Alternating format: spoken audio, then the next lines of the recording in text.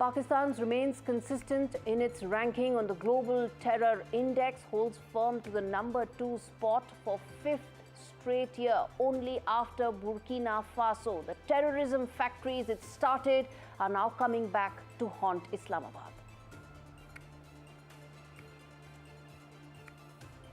Justin Trudeau set to bid a tearful goodbye after 10 years of being Canada's Prime Minister. We decode the legacy Trudeau leaves behind. Mark Carney leads the race to replace Trudeau.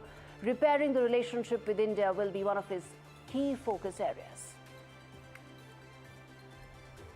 After decades of ignoring defense needs, European Union set to spend over 800 billion euros on defense capabilities. The move comes after American funding has dried up for NATO under Trump. Is this the end of the great European socialist dream, which prioritized social security over defense?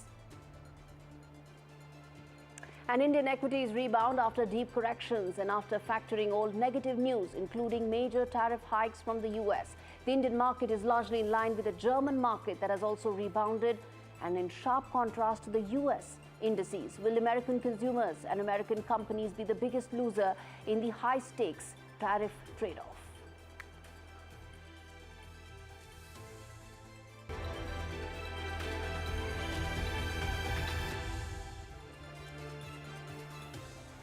All right, viewers, it's been 100 days, 100 long days since Chinmoy Krishna was arrested on 25th of November 2024. The man who once led ISKCON's Bangladesh chapter and became a beacon of resistance for the minority Hindu community has been languishing in jail under charges of sedition, dubious charges, if I may say so. In fact, charges critics and human rights organizations have called nothing short of judicial harassment. But on India's sense, we ask, why is this case stuck with little progress? And what happens now? Why no hearing? Why no bail application? His bail application was rejected on 2nd of January, citing flimsy charges that he would cause anarchy. But his lawyers applied for bail again with no update so far. Chinmoy's lawyer, Rabindra Ghosh, has been under immense pressure since then. The 74-year-old has sought medical treatment in India, has even sought time with India's top political leadership. But this is not about his lawyer. This is about Chinmoy Krishna, and should he get justice that the law of the land provides to every citizen of Bangladesh. Remember, the silence from Mohammad Yunus, the Nobel laureate turned interim leader of Bangladesh, has been deafening on this. Yunus, who's the chief architect of Hasina's ouster, who claimed to be the white knight of human rights and democratic progress, now finds himself in the uncomfortable position of playing second fiddle to Islamists that seem to be in influential position in Bangladesh. What was touted as a revolution has turned into, well, many would say a game of power grab, because you also now have the student revolutionaries starting their own political party, Jatiya Nagorik Party. They claim to be building a second republic. Listen in. হাজারো শহীদদের আত্মত্যাগের বিনিময়ে অর্জিত এই নতুন স্বাধীনতা কেবল একটি সরকার পতন করে আরেকটি সরকার বসানোর জন্যই ঘটেনি। জনগণ বরং রাষ্ট্রে পৃষ্ঠে জেঁকে বসা ফ্যাসিবাদী ব্যবস্থা বিলোপের মাধ্যমে একটি নতুন রাজনৈতিক বন্দোবস্তের আকাঙ্ক্ষা থেকে এই অভ্যুত্থানে সাড়া দিয়েছিল, যেন জনগণের অধিকার ভিত্তিক ও মর্যাদা ভিত্তিক একটি রাষ্ট্র পুনর্গঠিত হয়। It's interesting that the soundbite that you just heard actually said that the aspiration was to rebuild a state based on rights and dignity of the people. Dhaka has hit rock bottom simply because now there are Islamists that are making moves behind the scenes. Jamaat-e-Islami and its affiliates have successfully infiltrated the interim government, leaving little room for true democratic change. These elements, which are now in position of power, have no interest in holding elections. Not anytime soon. Their authoritarian instincts threaten to derail the fragile hope of a new Bangladesh. And at the center of it all, unfortunately, is Mr. Yunus. He is, well, as I said, playing second fiddle with forces from all sides pulling him in different directions. His ties with Pakistan, a nation once ranked second on the global terror list, complicates matters further. As the country's secular dreams fade, the students who fought in the streets have been waiting for reforms. Even political parties like the BNP are waiting for elections. Ostensibly, these students took to streets to oust one dictator, only to see another form of oppression take root. And as the country edges closer to the brink, the dream of a renewed Bangladesh, unfortunately, doesn't look that near.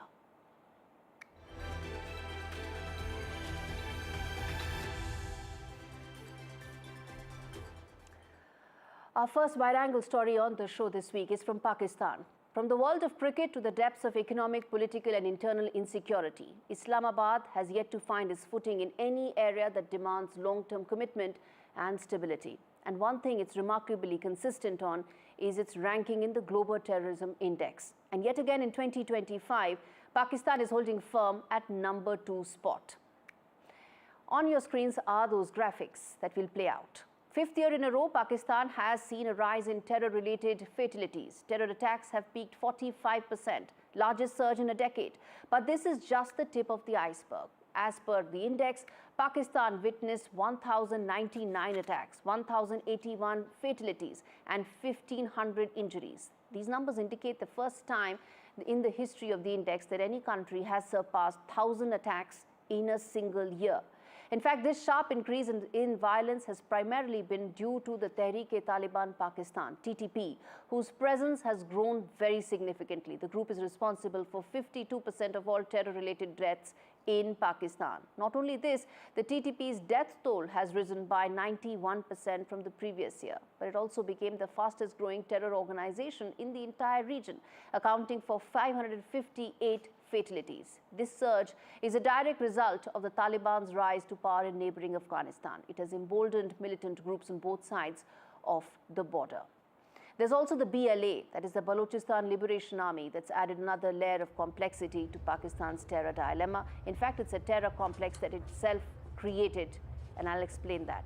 The BLA claimed responsibility for the deadliest attack of 2024. It was a suicide bombing at the Quetta railway station, killed 25 civilians and soldiers. Baloch separatist groups have seized upon the instability because they have been demanding that Pakistan go back on those Chinese-funded projects in the CPEC that violate their sovereignty, their local rights. The majority of these attacks have been aimed at Pakistan's military and police forces, with the police being the most frequently targeted.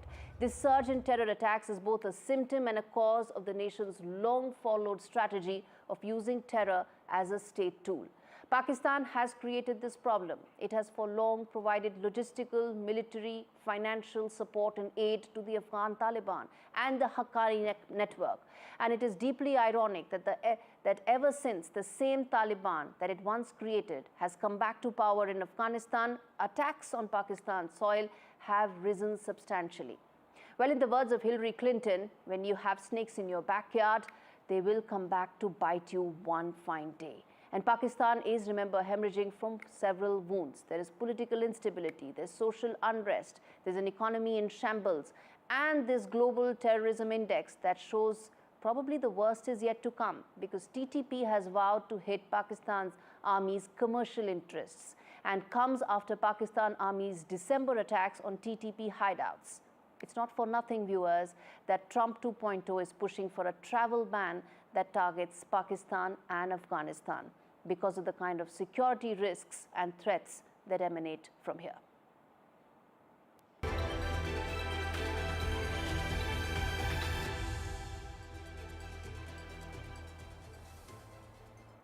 Second wide-angle story on the show. One of the biggest casualty of Donald Trump's refrain to bankroll NATO anymore has been Europe's long-held belief that it can afford to not put money in defense and instead double down on its socialism model, where work weeks have been shrinking, more and more people are being part of the social benefits, of course bankrolled by the exchequer.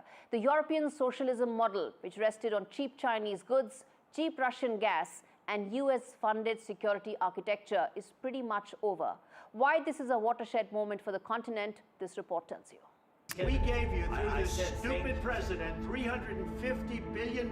If you didn't have our military equipment, this war would have been over in 2 weeks. It's time to stop this madness. It's time to halt the killing.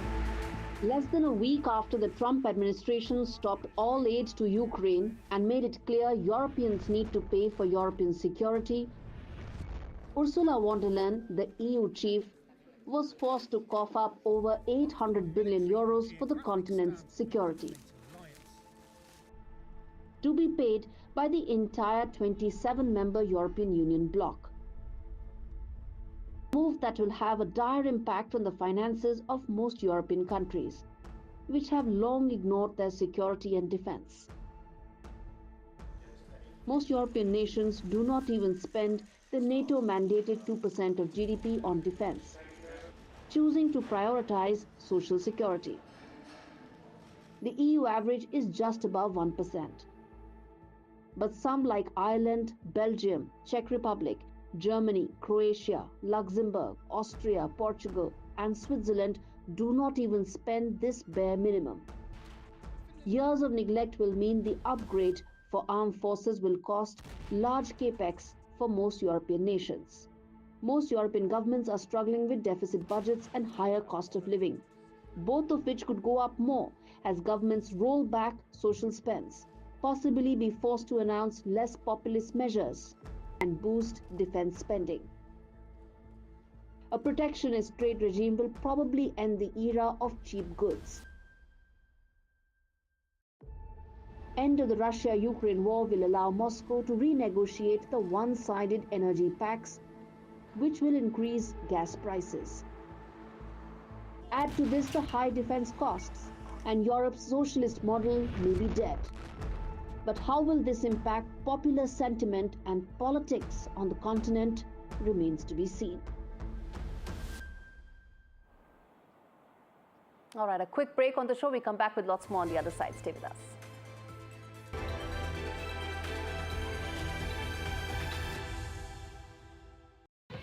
We all love a bargain, like these flatmates who switched to Vodafone and are now paying less for their full fibre broadband, which means they can still stream 2 shows at the same time, but for less. Still gaming with mates, but for less. He's behind you. Reliable full fibre broadband for less from Vodafone.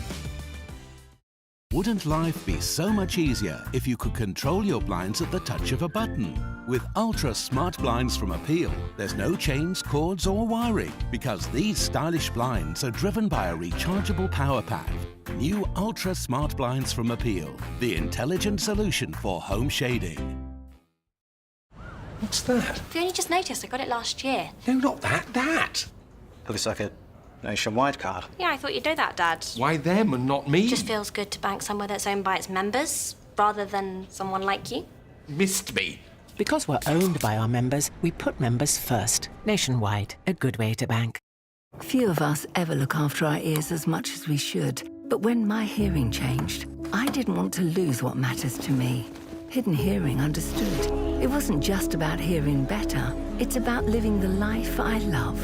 Book your free hearing test at one of our 300 clinics nationwide and experience how our personalized care can help you keep being you.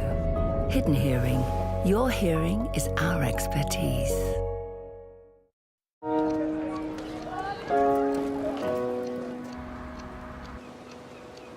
Sometimes there's things a man cannot know. Engines won't turn and the train won't leave.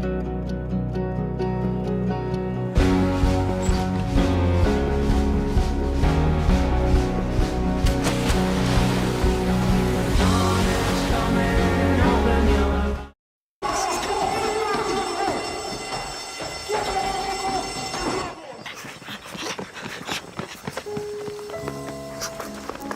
What's wrong with the car? It's okay, lads. I'm with the AA. Bombay mix.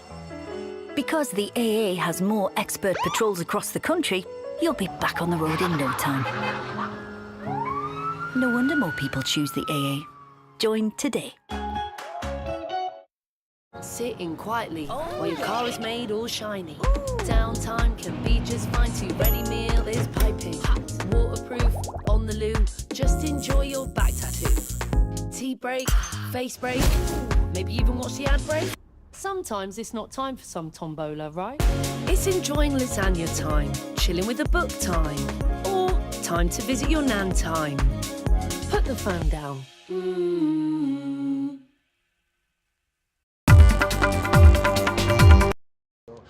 The very last moment I'm doing this job.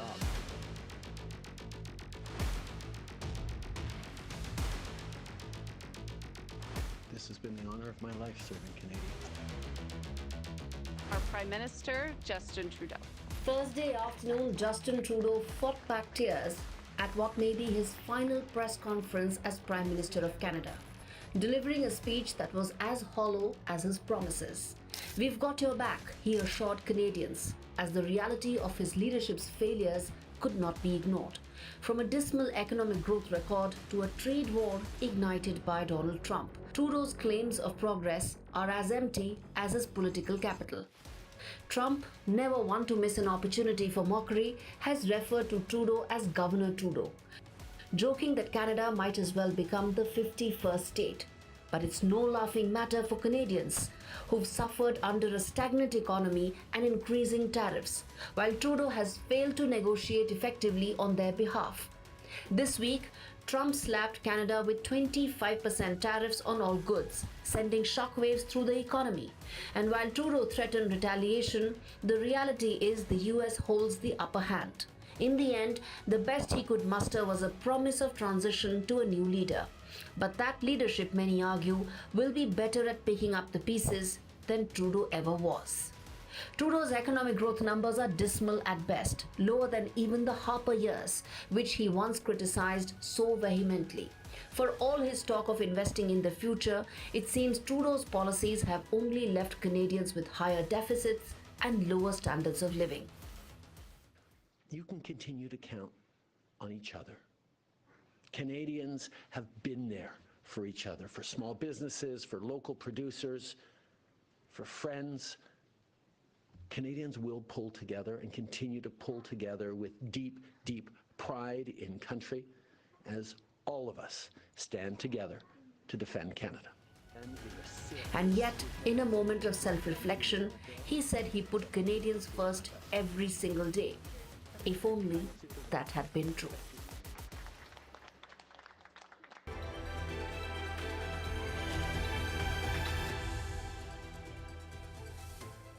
Without mincing words, India has slammed the United Kingdom for its glaring security lapse during External Affairs Minister Dr. Jaishankar's visit to London. Listen in. I would like to again reiterate that we have conveyed our deep concern to the UK authorities about the breach of security arrangements by UK-based separatist and extremist elements during External Affairs Minister's visit. There is a larger context to the incident, and it's important to understand that. It brings out both the license accorded to such forces as well as indifference to their intimidation, threats and other actions aimed at impeding our legitimate diplomatic activities in the UK. While we have noted the statement issued by the UK Foreign Office on the matter, our view of its sincerity would depend on the action taken against culprits on this and previous occasions. Okay, the security breach is not an isolated occurrence. In March 2023, pro-Khalistan elements had defiled the Indian flag at the Indian High Commission in London, and in that instance, New Delhi summoned the senior-most British diplomat in Delhi. UK government's condemnation of the incident, expected, seemed lackluster in its sincerity. Prime ministers have changed, but the Khalistani problem in the UK persists. India has made it clear that it won't take this lying down. The UK government's inability to act decisively in curbing the influence separatist groups have on its soil is no longer a matter of diplomatic courtesy. It's a matter of national security.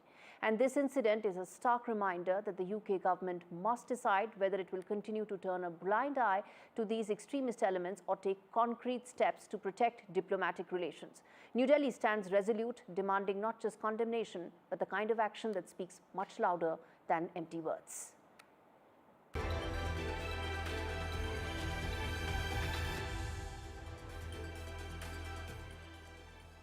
All right, viewers, on the eve of International Women's Day, I spoke with Suchitra Ella, who is the co-founder of Bharat Biotech, on the journey, why she chose to name the company Bharat, and what was it like coming to India from the US in the mid-90s into a space where not much was being done in India 30 years ago. Listen in. This is Harvard India Conference. We talk about what India will be going forward. The fact that you chose to call your company Bharat, the fact that you chose to come back at a time when Indian healthcare and biotechnology industry was not where it is right now. The fact that starting a company wasn't so easy in India. And the fact that the STEM industry, the scientific R&D industry in India was not where it was. almost 30 years back. What got you here? Because as I said, a conversation with a woman entrepreneur should start with about what it is like to be a woman entrepreneur in India. This is, in fact, I don't know how to even begin this, but it's this journey for us, for me, because I have to mention to you that all the introduction that was made with all humility, I would have to share it along with my executive chairman, Dr. Krishna Eller, with whom I traveled this journey for the last 40 years. And it was way back in 1986 that both of us, with our 2-year-old daughter, moved to the United States. And we spent 15 years in college, training and working and raising a young family. But I said, Krishna, is this why we came to the United States? Or is there a larger meaning behind this? So I said, I'm ready to go back when you are ready to follow me. So that's how it all began. What made you name your company Bharat? Bharat was coined by me because I did all the paperwork. I said my background was in economics, so all that helped. So I used to do all the paperwork, filling all the forms to the banks and the government offices and everything. I mean, everything is paperwork ultimately. Even today, if you still have to type it on your systems. I called it Bharat because I said, in my own thought process, I said, I belong to India. I grew up in India. I took all my initial years of growing up, my education, my children, my parents, the upbringing, the value systems, until college that I was there. I said, I could not think of a better name because I know Bharat stands for many, many, many more things glorious in the past as well. So I said it cannot be called anything else but Bharat. As I said, the COVID part changed all of us, changed your company. It allowed your company to really give that opportunity to serve not just India, serve the world through India. And I think that was probably the big, I would say, that lasting contribution that your company had in terms of Malapine, because it was not just Indians, right? You're talking about millions of doses to people outside India. That were also sent out outside of India, yeah. Our pandemic vaccine was not a fluke. I've said this before. No, research is not a fluke. Research can never be fluke. Yes, there were many doubts, of course. It's human, and doubts are good to have. But we could only have, we could only do it, or we were prepared to do it because of, by then we had clocked in 25 years in India. I was saying this to Gaurie earlier this afternoon. When we moved back to India, India was 50, and we at Bharat were 0. When the pandemic hit us, India was 75. She was 75 and Bharat was 25. So in 25 years of our existence in India, we had allowed ourselves as an organization to build a strong backbone of research and partnerships, collaborations from across the world. And we believed in ensuring that we translate these technology platforms into products and vaccines.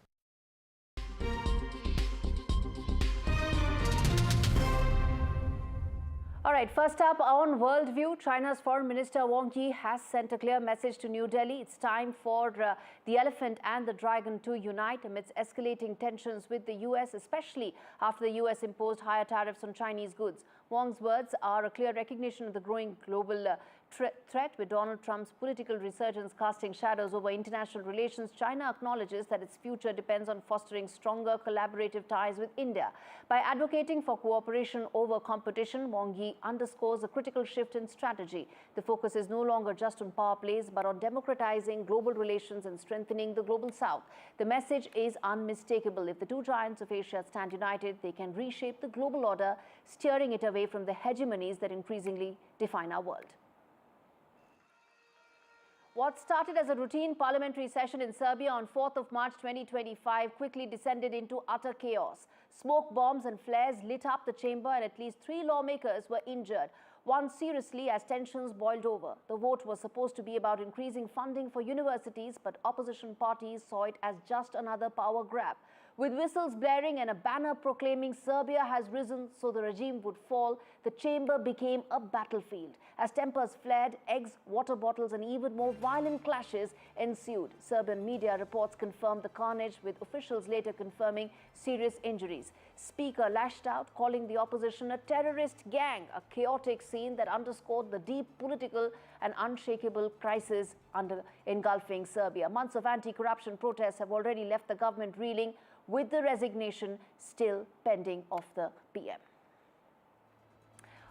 All right, that's all the time I have in this edition of India Sense. Thanks so much for watching.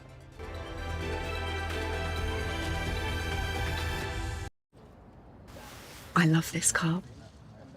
But what if it gets pranked?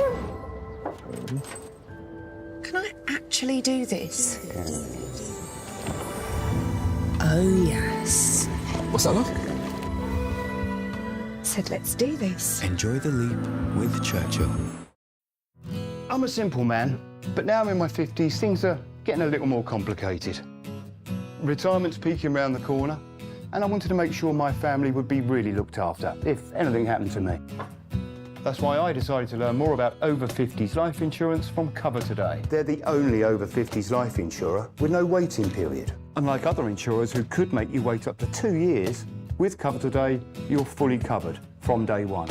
And you're covered for the whole of your life. Plus, unlike other things in life, the price never goes up. Learning more can be simpler. Go online or talk to their friendly UK team in just one phone call. Cover Today are the only over 50s life insurer with no waiting period and no annoying trips to the doctors either. Now I'm with Cover Today, I can get on with something much more interesting. Plus, you get your choice of a £125 gift card. To find out more about Cover Today, call our friendly UK team on 0808 143 4774 or visit covertoday.co.uk.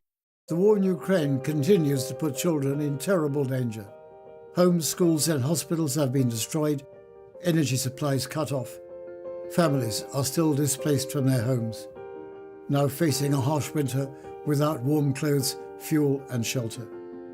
To find out how you can help, search UNICEF Ukraine online or text WINTER to 84901. In my years reporting on war, I've seen its impact on children.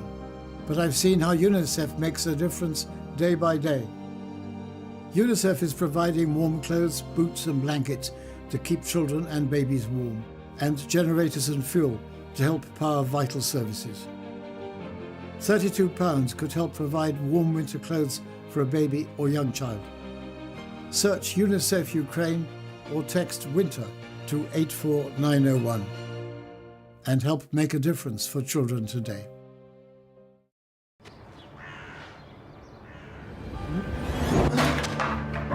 Doing the right thing should be faff-free. So we've made doing your bit a little bit easier. Introducing new John West Eco Twist. Simply twist, enjoy and recycle. New John West Eco Twist. Fully recyclable, fully faff-free. The all-new Temper Pro. Our most adaptive mattress ever. Born from NASA technology, billions of ultra-sensitive cells relieving even more pressure for ultimate comfort and support. Now available with SmartCool technology. Temper. The future of sleep is here. When you paint by feeling, you can come home to a blooming good day. Change starts here. Dulux. Ladies and gentlemen, Britain hasn't been so great of late because the country hasn't been eating enough Weetabix. Makes sense. I've been eating croissants. To whoever's in charge of fixing potholes, VAR, and drivers who park like this, we must say, have you had your week of it?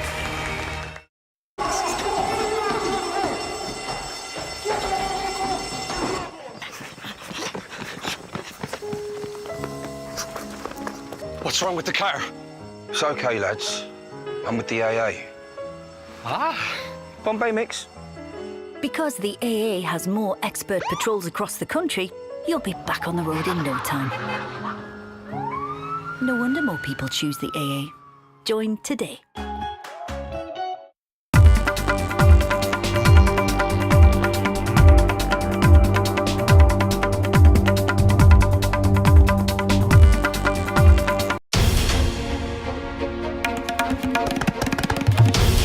This is NDTV, and you're watching NDTV 24/7.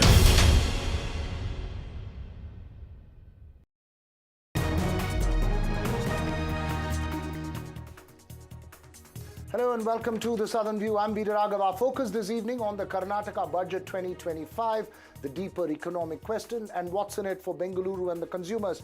But first, the headlines we're tracking this hour.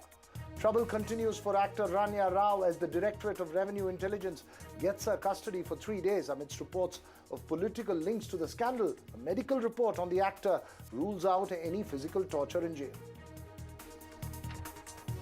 MK Stalin expands the delimitation offensive, writes to 8 chief ministers seeking a united front. Home Minister Shah takes on the DMK head-on the language row in Tamil Nadu, asks Stalin to implement medical and engineering education in Tamil. This could mark a new beginning for US-Iran relations as Trump writes to Iran's supreme leader, seeks a deal with Tehran as the world watches developments very closely.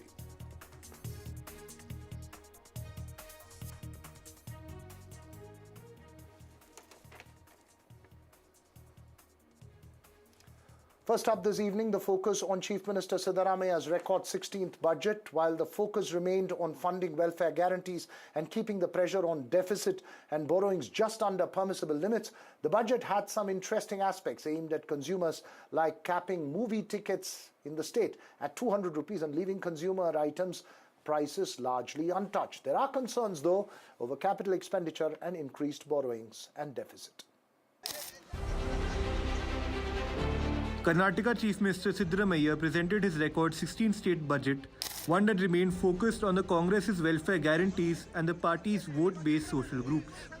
Some of the highlights are: the total budget overlay is of 4 lakh crore, revenue deficit is pegged at 19,262 crore, borrowings amount to 1,16,000 crore, fiscal deficit has been kept under 3% of GSDP, the capital expenditure stands at 71,336 crore.